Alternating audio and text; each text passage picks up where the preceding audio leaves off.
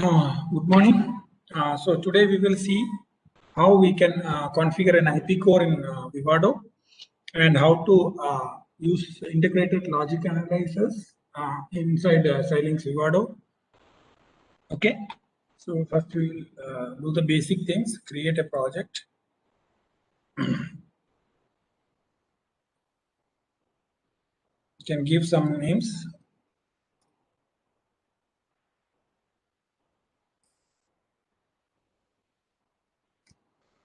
Okay. Counter using IP core. TL project. I'll just create a file for that. My counter with IP. Okay. Next. So if you want to create a constraint files will create. I will give a name my pins. It will be .xcc file.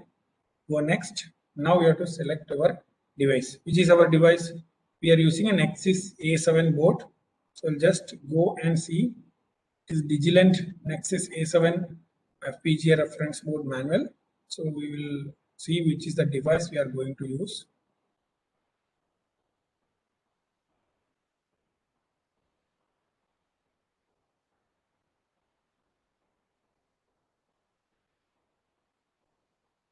Okay. So this is a manual, a detailed manual in which everything is given.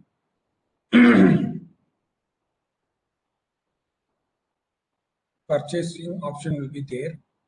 So we'll see that. So this we are using a 100T device. So it is XC7A 100T 324C.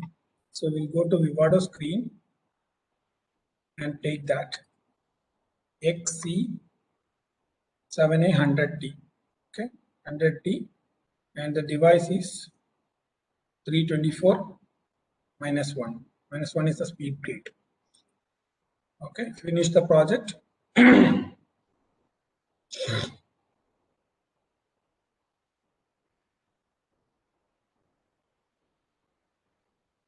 So now we are going to define our module. So it will not give you the entire program, but it will configure the top level ports, etc. So I'm giving a clock as my input. Another input is my RST reset. Okay, and I want a count output, which is, so I'm giving it as a 16-bit. 16-bit. Okay. Okay. So now I can open that. You will see just a cover program is written here. So I'm not going to write the logic inside this. I'm going to use an IP core to configure a counter of 16-bit. So we'll go to Window and open IP catalog. And inside the search button, you can search for a counter. So it is a Xilinx core logic core binary counter which counts up, down, with size ranging from 1 to 256 bit. Okay, and it is programmable. So open that, double click and open that. So it can be configured, implement using a fabric. That means we will be using the logic inside the FPGA, and then we can also use DSP48. That means it will be used using the custom DSP blocks inside the FPGA if it is available. So now I am changing. You can change this to from 2 to 256. Okay. If you go beyond that, it will show in red, which is not allowable. So I will give it as 16-bit.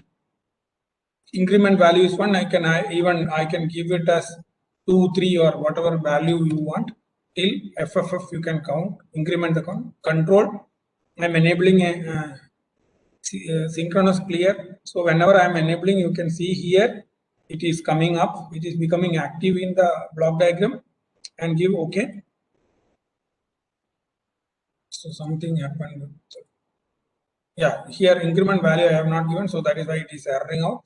I'll give increment value as 1. Okay, give OK, and it will generate the IP core.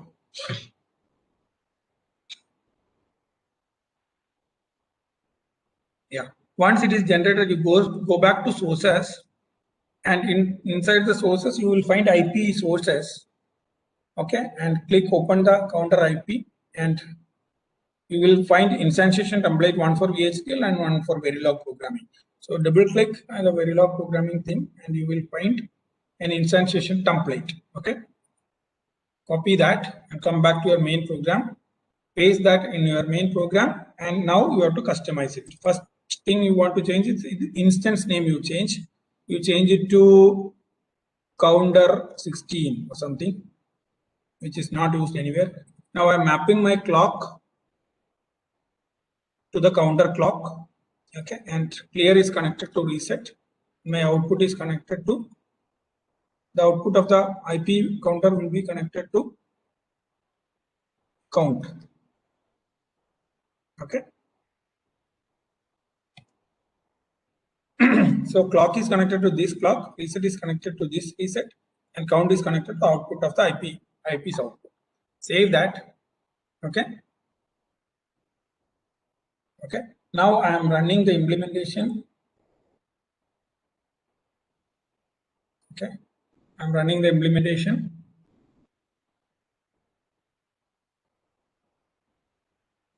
So now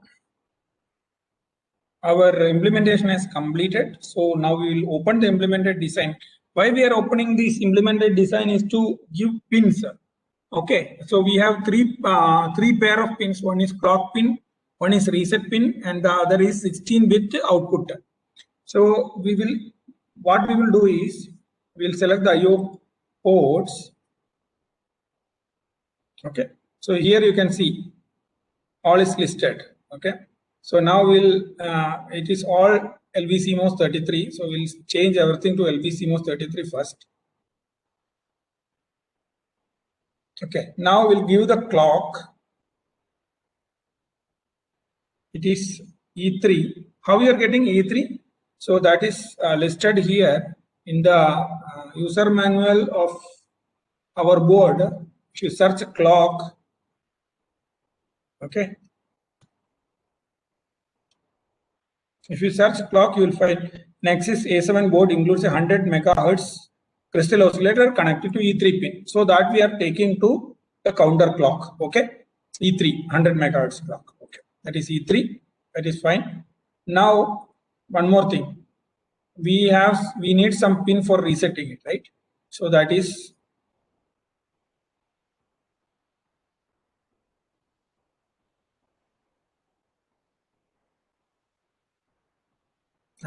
here. So we'll select J15 as our reset pin connected to 3.3. So we'll come here, open the scalar ports, reset. We'll give it as J15. Since we are using an ILA, we are not going to see on board the output. We are going to see the ILA output on the screen itself. So what we will do is we'll right click here. There is an option to auto place IO pins. That means the tool will automatically place the IO ports as per the rules. Okay. So auto place unconnected ports. So keep all 16 ports in their current location, all 18 ports in their current location. Find new location for all these 18 ports. Yes. So it will do its own placement. But the problem is our clock will be changed. So you change it back to E3 and reset to J15. Okay. And output port, you just check whether it is done or not. Yeah, it is all connected. Okay. And now you can save this file, which should reflect in your SDC. So it will ask whether I should save it in SDC. Yeah, mypins.xdc.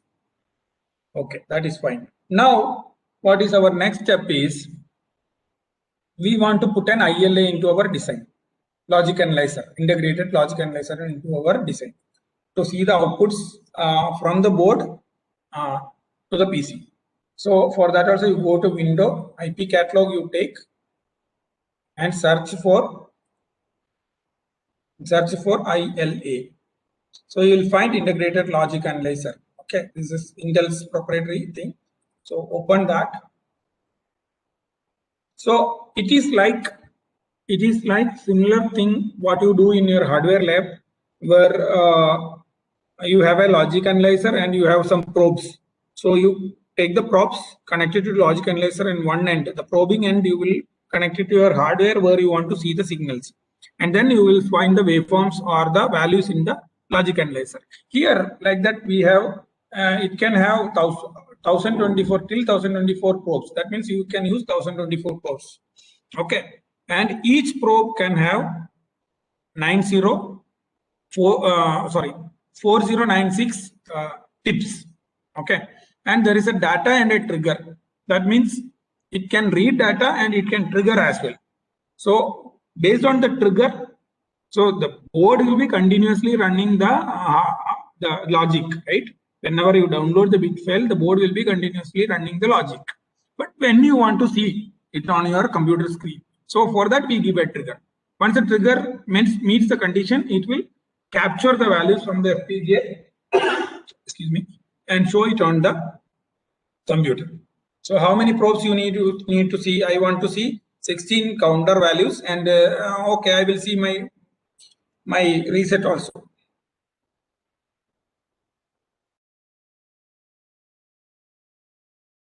So 17 probes, 17 ports, and one probe.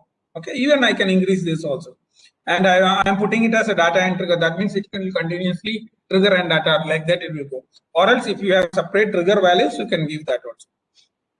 Okay, it will generate the IP core. Yeah.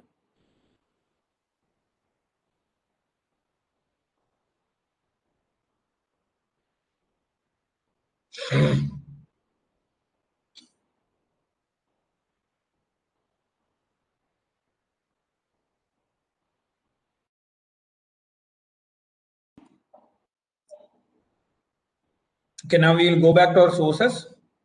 You will find IP sources in which you will find ILA IP. Open that, you will find an instantiation template. Open that, same like the counter which we did. So you just open it, copy the file, and come back to our main IP program and paste it in the main program. So first thing to do, change the instantiation name ILA1. Okay, ILA my, or you can put it as my ILA for better understanding. My underscore ILA, and clock will be connected to clock. This clock will be used for buffering and sampling, etc. And now the probe is 16 down to 0. That means 17 bits. So what all things you want to see? I want to see my count value, comma, a reset value, and I will concatenate it using the concatenation operator. What is the concatenation operator in Verilog? If I want to concatenate X and Y, I can put it inside the braces. It will be X, Y together as a concatenated. So I have put it like that, and then I will save my counter IP, and then I will generate my bit stream. Okay, I am going to generate my bit stream. So this will take little bit of time. So I am just pausing my recorder for the time. So now we have completed our bit stream generation. I'll open the hardware. So now you have to connect your board, turn the power on the board. Okay, connect the target.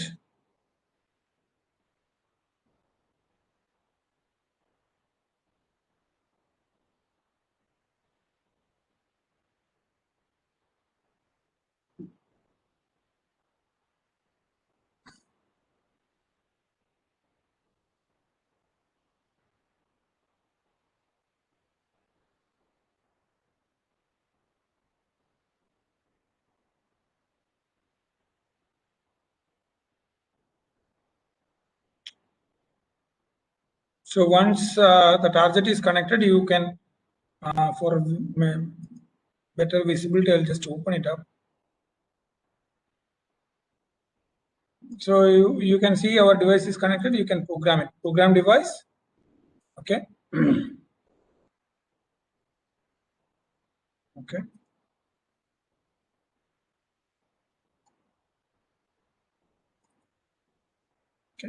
It will be in the runs folder, implementation. You select that bit file. It will automatically add a debug probes file also, which is having an extension .ltx, which is the IP core for ILA. Or it will be in that format. Okay, open that, program that. So now the board is programmed, and now you can see the ILA here. Will maximize the ILA waveform. Okay, and you can give a play. So now you can see it is 0 because my reset is in one condition. I am just changing my reset on the board and again running it. So you can see here it is counting. See D4478, D4487, then 8, then 9, it is counting. Now this way, if it is a 1024 bits also, you can see it in the. Now it is not a simulation. You should understand that it's not a simulation. It is a hardware read back. You are putting some logic cores inside your logic FPGA and then reading it using a technique called integrated logic analyzer. I hope you have understood the same. You may try it with your own programs, and if any doubt is there, you may contact me at cjesh@nilit.gov.in, and I will be also available in with my number 944 7769756. Thank you.